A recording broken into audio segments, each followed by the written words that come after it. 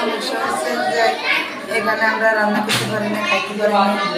ধরুন কেউ যদি কিছু সাহায্য সহযোগিতা করে তাহলে আমরা খাই, আর না হলে কেউ যদি আশেপাশে রান্না করে দিতে দেয় সবাই মিশে খায়। আর থাকার সমস্যা হচ্ছে একসাথে অনেক ফ্যামিলি থাকার অনেক কষ্ট হয় আমাদের। আমরা সব ঠিক শান্তিতে থাকতে পারিনি। পানিতে আমাদের ঘর গরু ছাগল সবাই চলে যেতে। আসে দিন আজকে 7 দিন 2 দিন সিয়া খাইছি, সিয়া মুড়ি খাইছি 2 দিন, আর কিছু খাই না। আর বিরিয়ানি খাইছি, কালকে রাতে বিরিয়ানি খাইছি। হ্যাঁ আজ বিরিয়ানি খাইছি, 3 বার নাস্তা 4 বার নাস্তা খাইছি। খানা পিনা কালকের কিছু আসলে মোর তৈরি শুকনা খাইছি, আমরা খাওয়া দাওয়া করছি এইভাবে আছি। আর আমরা কষ্ট জ্বালা আছি বাড়িতে পানি কাজি এখানে এখানে আল্লাহ যদি যা মিলে কষ্ট না, আল্লাহ মিলিলে আল্লাহর হুকুমত আইলে খাওয়া দাওয়া করি। আমার তো যেন কোনো কারো কোনো ছুড়াছুড়ি মারামারি করতে নাকতে না, বলাই না কেনা কান্দাকাড়ি করতে আছে। আর ঘর দুয়ার পানি, ঘর দুয়ার রাঁধতে ফাটতে পারি না, পোলাখানে জ্বালা। এ কারণে পানির বাসি বাসি ছেলে মেয়ে দেখলে এখানে আইসি, এখানে হে খাওয়া দাওয়ার কষ্ট ফলে ছেলে মেয়ে শুদ্ধ জ্বালা যন্ত্রণা দিতেছে। অঙ্কিরিয়াম কোনো কিছু করে না, ছেলে মেয়ে জ্বালা দোয়ান্তায় কিছু আনি ছেলে মেয়ের দিয়ে কোনো রকম ঠান্ডা করছে। বিভিন্ন তরফ থেকে কিছু শুকনা খাবার পেয়েছি এবং স্থানীয়ভাবে আমরা কিছু বিরিয়ানি বা সাদা ভাত দেওয়ার চেষ্টা করছি। তো আসলে যেভাবে আমরা পাওয়ার দরকার ছিল বা এখন দরকার আমরা ততটুকু পাই না। আসলে আমরা দক্ষিণ শহর 19 নং তেয়ারিগঞ্জ ইউনিয়নের দক্ষিণ শহর কসবা সরকারি প্রাথমিক বিদ্যালয়ে বর্তমানে 200 ফ্যামিলি অবস্থান আছে। ওনারা সবাই বন্যা ক্ষতিগ্রস্ত, সবার ঘর বাড়ি গরু ছাগল সহ। এখন গরু ছাগলে এখানে রাখা সম্ভব হচ্ছে না। আমরা অত্যন্ত বন্যা দুর্বৃত্তে আছি এবং সকল কিছু ডুবে গেছে। 8টা বাজে না করে খাওয়ান দিছে, অসুবিধা। এগুলো সব মানুষ একসাথে গেছে, খাওয়া লওয়া চলাফিরে বেকাতে অসুবিধা। কারণ অসুবিধা দিয়ে নিয়ে তো মানুষ কষ্টে জ্বালা এখানে আসছে। কালকে রাত্রে 8টা বাজে খাওয়ান দিছে, এই পর্যন্ত কোনো দানা খানা কারো ফেরে যায় না। সবাই কত কষ্ট করতেছে পোলাইন চাবাই নিয়ে। একটা ফ্যামিলির মধ্যে 5টা 6টা পোলা বাইন আছে, 4টা আছে, 2টা আছে। একটা 2টা ফ্যামিলির মধ্যে কম, 5-6টা করে বেশি।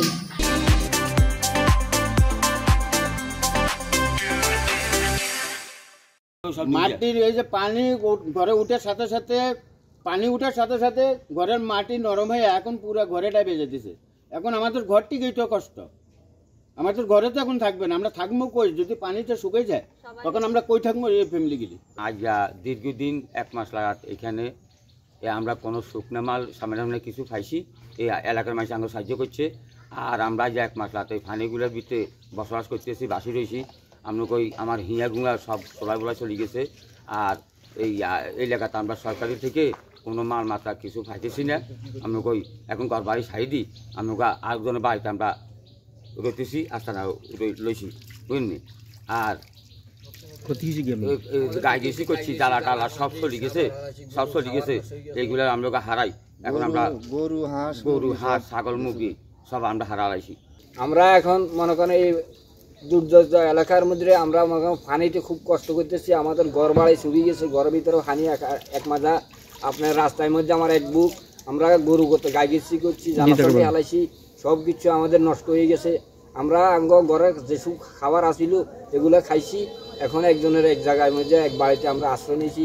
আমাদের এলাকার মানুষে আমাদেরকে কিছু শুকনা খাবার সাহায্য করছে। আমরা সরকার এভাবে কোনো অনুদান পাই নাই, কোনো মেম্বার সার্ভারে কিছু দেয় নাই। নিজের ঘরে থাকেন না কেন? নিজের ঘরে থাকি না। পানি সাপের কুচ্চার ভয়ে আমরা থাকতে পারতেছি না। ঘরের ভিতরে মনে করেন এক রান পানি।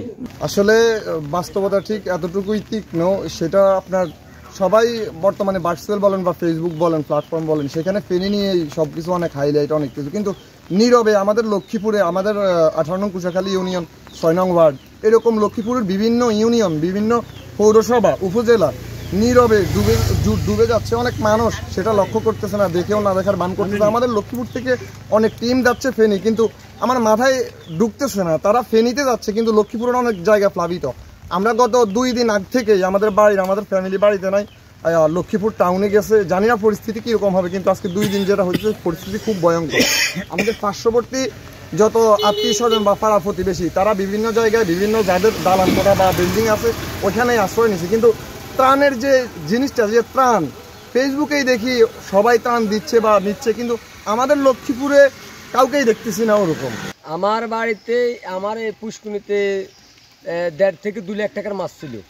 আমার এই বৃষ্টির পানিতে এবং কি বন্যার পানিতে আমার সব কিছু লয়ে গেছে এবং কি এখন আমার কোনো কিছু নাই।